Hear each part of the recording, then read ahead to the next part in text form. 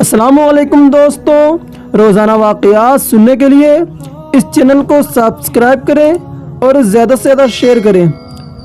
دوستوں، آخر حضرت علی رضی اللہ تعالی عنہ نے پہلی بار میں اسلام قبول کرنے سے کیوں منع کیا؟ جی ہاں دوستوں، حضرت علی رضی اللہ تعالی عنہ نے پہلی بار اسلام قبول کرنے سے کیوں منع کیا؟ تو میری آپ سے بس یہی گزارش ہے، واقعے کو سمجھنے کے لیے ویڈیو کو اینڈ تک ضرور دیکھیں۔ دوستوں، پہلی بار وحی آنے کے کچھ ہی دنوں بعد حضرت جبریل علیہ السلام حضور صلی اللہ تعالی علیہ وسلم کے پاس آئے اور کہنے لگے کہ اے اللہ کے رسول صلی اللہ تعالی علیہ وسلم، اللہ تبارک و تعالی نے آپ کو کچھ عبادتیں عطا فرمائی ہیں، اس لیے آپ زیادہ سے زیادہ ان عبادتوں کو قائم کریں۔ حضور صلی اللہ تعالی علیہ وسلم نے پوچھا کہ اے جبرائیل، وہ کون عبادتیں ہیں اور وہ کون سی ہیں؟ تو حضرت جبریل علیہ السلام نے زمین پر اپنی ایڑی ماری تو اچانک اسی جگہ سے پانی نکلنے لگا۔ پھر حضرت جبریل علیہ السلام نے بیٹھ کر وضو کیا اور آپ صلی اللہ تعالی علیہ وسلم کھڑے دیکھتے رہے۔ اس کے بعد حضور صلی اللہ تعالی علیہ وسلم نے بھی آگے بڑھ کر اسی طرح وضو کیا جیسے حضرت جبریل علیہ السلام کو دیکھا تھا، اور وضو کرنے کے بعد حضرت جبریل علیہ السلام نے آپ صلی اللہ تعالی علیہ وسلم کو 2 رکعت نماز پڑھائی، اور حضرت جبریل علیہ السلام اچانک آسمان کی طرف واپس چلے گئے۔ چنانچہ حضرت جبریل علیہ السلام کے جانے کے بعد حضور صلی اللہ تعالی علیہ وسلم جلدی سے گھر پہنچے اور حضرت خدیجہ رضی اللہ تعالی عنہا کو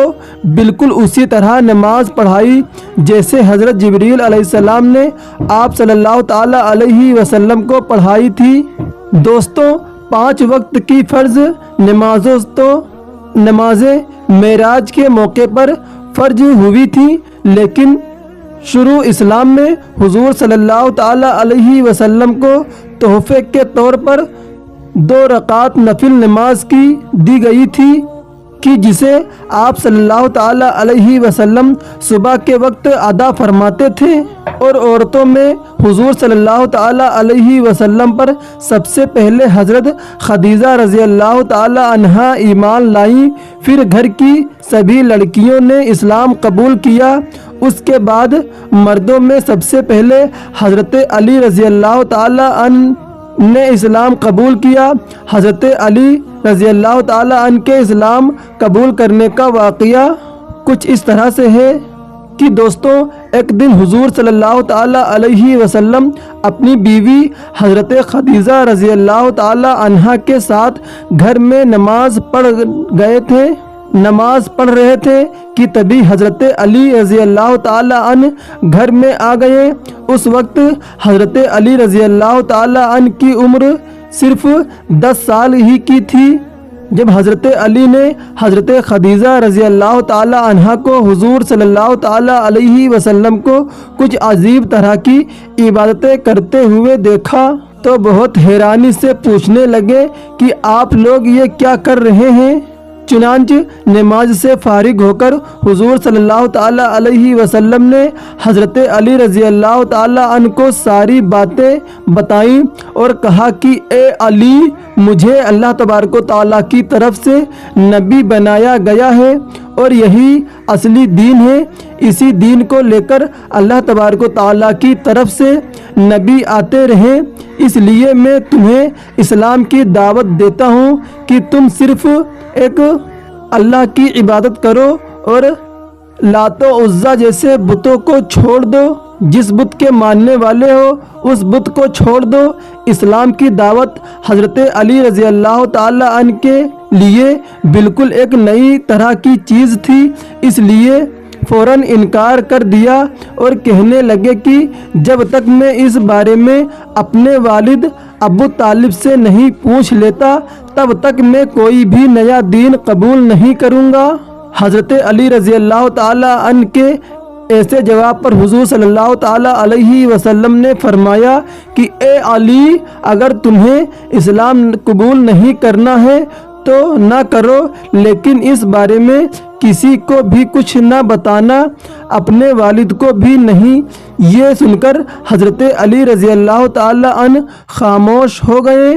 اب کیونکہ حضرت علی رضی اللہ تعالی عنہ حضور صلی اللہ تعالی علیہ وسلم کی نگرانی میں پلے بڑھے تھے، کیونکہ حضور صلی اللہ تعالی علیہ وسلم کے چچا ابو طالب کے پاس کھانے پینے کی بہت کمی رہتی تھی اور کمائی کا کوئی انتظام بھی نہیں تھا، اس لیے آپ صلی اللہ تعالی علیہ وسلم نے حضرت علی رضی اللہ تعالی عنہ کو اپنے ساتھ رکھ لیا تھا۔ اس کا واقعہ کچھ اس طرح سے ہوا کہ ایک بار مکہ میں بہت زیادہ بھوکمری عام ہو گئی، لوگوں کے پاس کھانے تک کو کچھ نہ بچا۔ اس وقت حضرت ابو طالب بھی بہت زیادہ پریشان ہو گئے، کیونکہ حضرت ابو طالب کے کئی لڑکے تھے اور سب کے سب چھوٹے تھے، اس لیے حضرت ابو طالب نے اس بھوکمری کے زمانے میں بہت زیادہ پریشانیوں کا سامنا کیا تھا۔ تو یہ دیکھ کر حضور صلی اللہ تعالی علیہ وسلم نے اپنے چھوٹے چچا حضرت عباس سے جا کر کہا کہ اے میرے چچا جان، آپ تو دیکھتے ہیں کہ میرے بڑے چچا ابو طالب کے پاس پیسوں کی بہت کمی رہتی ہے، بال بچوں کی وجہ سے وہ اکثر پریشان رہتے ہیں، اس لیے میں مناسب سمجھتا ہوں کہ ہم دونوں مل کر ان کی کوئی مدد کریں۔ یہ سن کر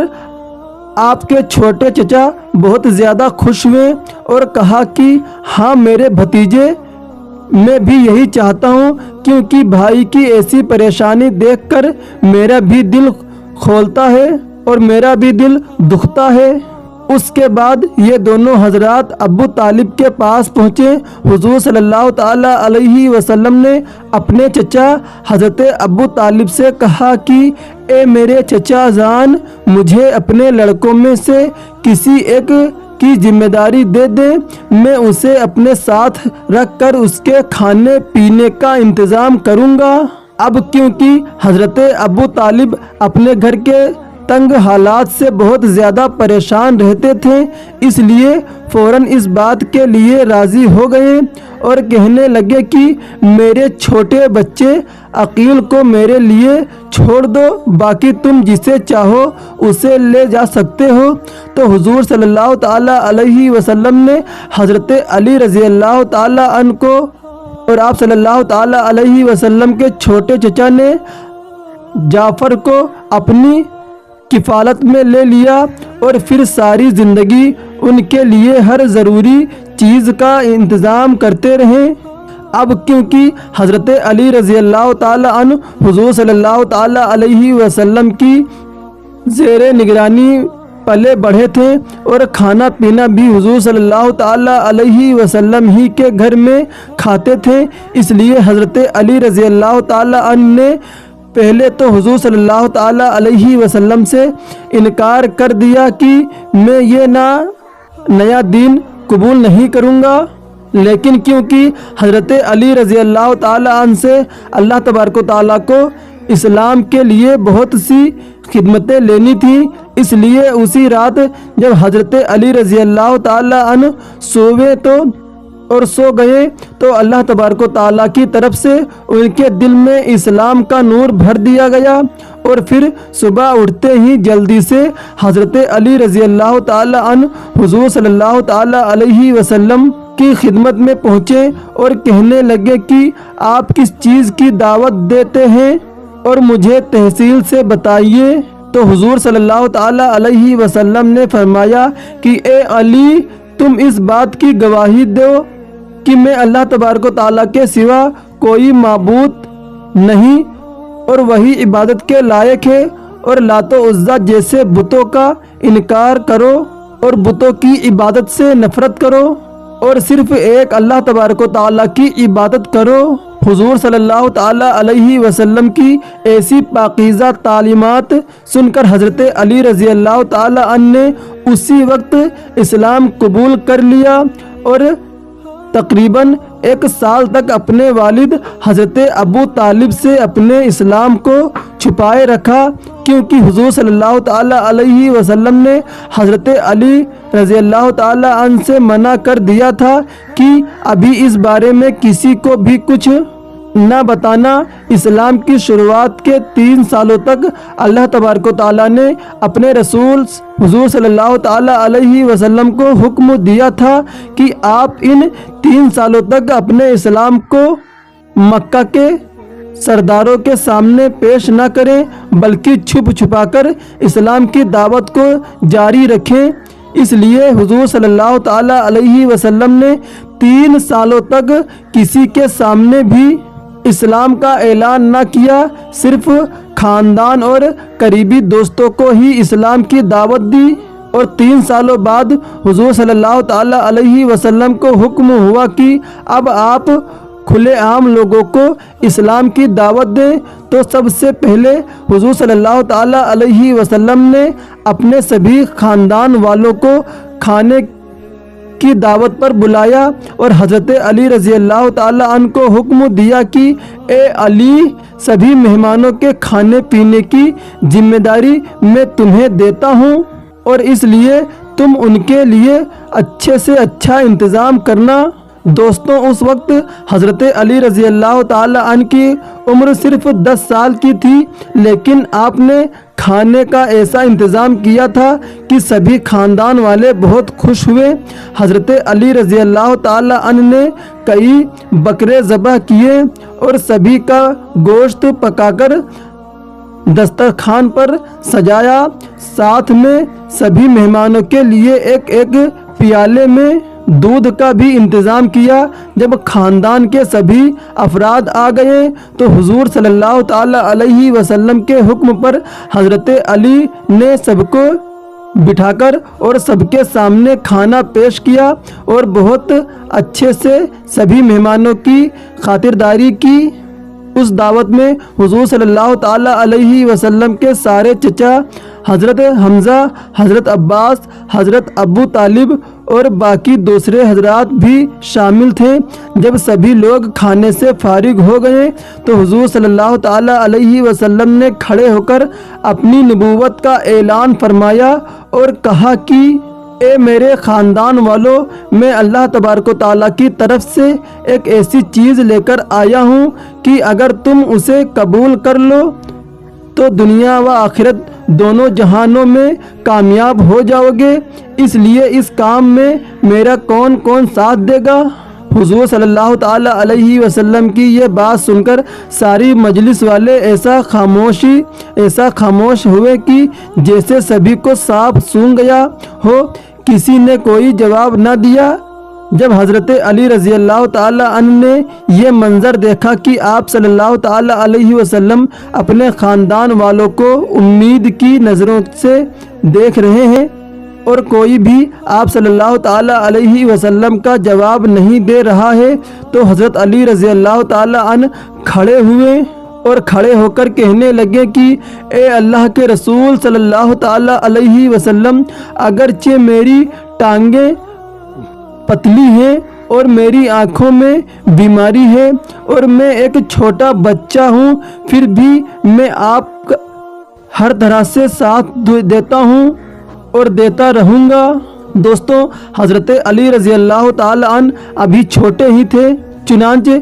اس چھوٹے لڑکے یعنی حضرت علی رضی اللہ تعالیٰ عنہ کا ایسا جواب سن کر مجلس میں بیٹھے سبھی لوگ حیران ہوئے اور ہنسنے لگے۔ وہ سارے لوگ حضور صلی اللہ تعالیٰ علیہ وسلم اور حضرت علی رضی اللہ تعالیٰ علیہ وسلم پر اور حضرت علی رضی اللہ تعالیٰ عنہ پر وہ سارے لوگ حضور صلی اللہ تعالیٰ علیہ وسلم اور حضرت علی رضی اللہ تعالیٰ عنہ پر ہنس رہے تھے، لیکن آپ صلی اللہ تعالیٰ علیہ وسلم خاموش تھے اور حضرت علی رضی اللہ تعالیٰ عنہ اور حضور صلی اللہ تعالیٰ علیہ وسلم کے چہرے کی پریشانی کو دیکھ رہے تھے۔ اس لیے حضرت علی رضی اللہ تعالیٰ عنہ سے یہ منظر برداشت نہ ہو سکا۔ حضور صلی اللہ تعالیٰ علیہ وسلم نے دوبارہ پھر سے یہی اعلان کیا کہ اے میرے خاندان والوں، میں تمہیں ایسی چیز بتاتا ہوں کہ جس کے بارے میں بتانا چاہتا ہوں، اور میں ایسی چیز بتانا چاہتا ہوں جس کو اپنا کر تم دنیا و آخرت میں کامیاب ہو جاؤ گے۔ تو تم میں سے کون کون میرا ساتھ دے گا؟ یہ سن کر پھر سے سارے لوگوں میں ایک خاموشی چھائی رہی، لیکن حضرت علی رضی اللہ تعالی عنہ نے کھڑے ہو کر کہا کہ اے اللہ کے رسول صلی اللہ تعالی علیہ وسلم، میں آپ کا ہر طرح سے ساتھ دینے کو تیار ہوں۔ لیکن حضور صلی اللہ تعالی علیہ وسلم نے حضرت علی رضی اللہ تعالی عنہ کو بٹھا دیا اور تیسری بار پھر سے آپ نے خاندان والوں سے یہی سوال کیا تو کسی نے کوئی جواب نہ دیا، لیکن اس بار پھر سے حضرت علی رضی اللہ تعالی عنہ کھڑے ہو گئے اور کہنے لگے کہ اے اللہ کے رسول صلی اللہ تعالی علیہ وسلم، میں آپ کے لیے اپنی جان بھی قربان کر دوں گا۔ حضرت علی رضی اللہ تعالی عنہ کا ایسا جواب سن کر حضور صلی اللہ تعالی علیہ وسلم نے ان کی طرف محبت کی نظریں سے دیکھا اور فرمایا کہ اے علی، تو میرا بھائی ہے اور میرا وارث ہے۔ دوستوں، اسلام کی خاطر حضرت علی رضی اللہ تعالی عنہ نے جو قربانیاں دی انہیں کوئی بھی بیان نہیں کر سکتا۔ ساری زندگی اس پاکیزہ ہستی نے حضور صلی اللہ تعالی علیہ وسلم کی ایسی حفاظت فرمائی کہ دشمنوں کی طرف سے آپ صلی اللہ تعالی علیہ وسلم پر ایک آنچ بھی نہ آنے دی۔ اللہ اکبر۔ دوستوں، اگر یہ واقعہ آپ کو پسند آیا ہے تو پلیز کمنٹ باکس میں سبحان اللہ ضرور لکھیں، اور اسی طرح کی روزانہ واقعات سننے کے لیے اس چینل کو سبسکرائب کریں اور بیل آئیکن کو بھی دبائیں تاکہ ہماری جو نئی ویڈیو اپلوڈ ہوں سب سے پہلے آپ تک نوٹیفیکیشن پہنچ سکے۔